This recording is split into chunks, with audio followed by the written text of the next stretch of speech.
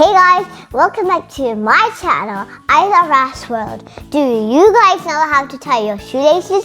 If not, watch the whole video to be an expert, just like this. Let's get on to the video.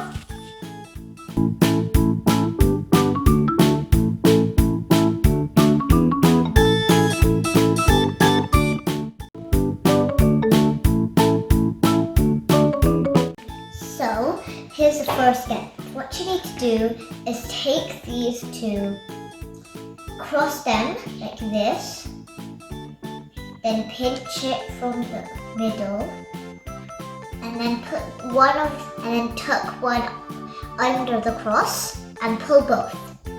And that's step one done. Nice and easy. Step two. Now what you need to do is take two loops like this.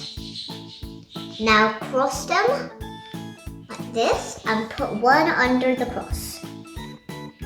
Like that. Okay? Now just pull the bunny ears and that is the shoelace done. Pretty simple, isn't it?